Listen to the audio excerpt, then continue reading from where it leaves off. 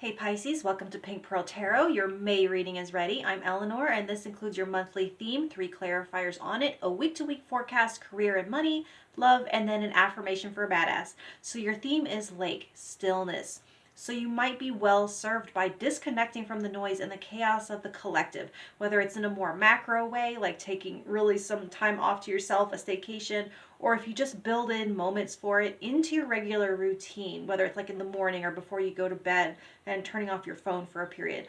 But there's a need to continually reestablish equilibrium and homeostasis and return yourself to baseline over and over. And it can look like something that you create environmentally, but it can also be something that you cultivate inside of your own body and mind. And both of those things are indicated here in your cards. So your first clarifier is the 3 of Pentacles. So this is going to benefit you as you collaborate with other people, particularly at work on a team. You might be the one that's bringing calm and serenity into the mix and balancing out a human equation with your energy of centeredness. And this is also something here about creating this physically, like in your space, using color and energy flow, or you could be creating an outdoor space where you can escape or unwind, like a fire pit or a patio or something like that. Second clarifier is the Lovers. This is something that could have a positive impact on your romantic connection. But if it's not that, then it helps you bring yourself into alignment. It pulls your head and your heart onto the same page and focuses your scattered energies, and it unites your fragmented selves, and it brings your internal and external identities into agreement.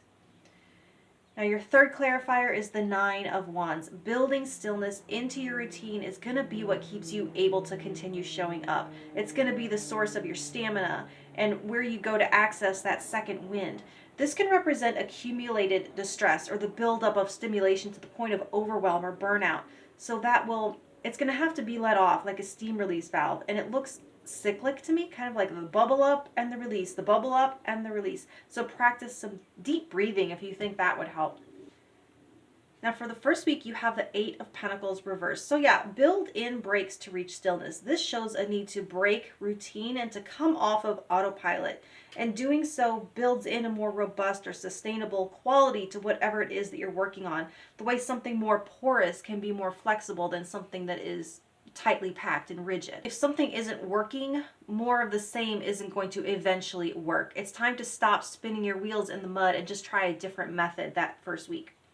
Now the second week, you have the 6 of Wands reversed. This is when you might need to find stillness outside of the public eye and do something just for you, not for validation. I don't think you're going to find anyone that's being very encouraging you to do this for yourself. You might just have to take it for yourself under your own or someone else's protest. You know what's best for you, right? And now for the third week, you have the Ace of Wands reversed. Really mind your triggers this week. This is the fourth instance of them pointing to burnout or overwhelm. Less stimulation is probably better right now. And instead of forcing yourself to do something that you don't feel inspired to do, allow yourself to settle, because inspiration is more likely to arise from a blank or empty mind than one that's already swirling with too much external noise. It's like a fire that can't catch because there's no oxygen. There's no room to get motivated because there's almost a nervous system pushback against this kind of imposed force. Fourth week, you have the 6 of Swords reversed.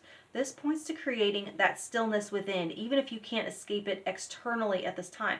So you're finding your happy place inside your mind, and by having that safe space internally, you're showing up better and more effectively in the external. And that's what I was kind of seeing there with that 3 of Pentacles, because you might have to face something head on here by the end of the month, and you will have to bring that stillness into you rather than being able to escape to it or to seek it out somewhere else.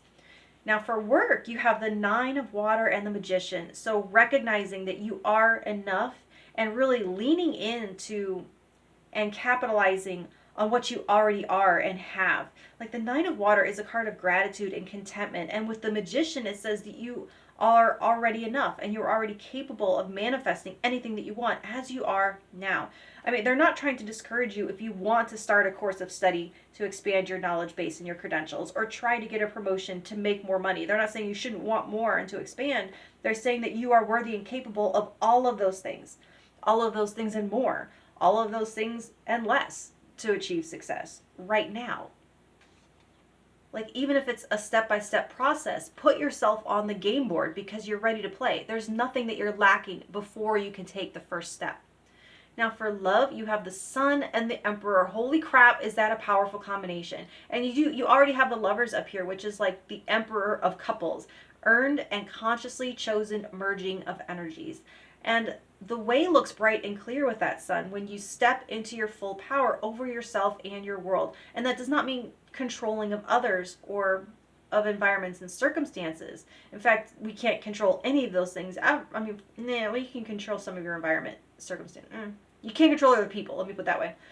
But enough control of yourself and trust in yourself to be in your seat of power that you have nothing to fear. No potential connection should be a threat to your sovereignty because of your self-ownership and the accountability that you take for your own choices. The Lovers, they don't negotiate their power back and forth.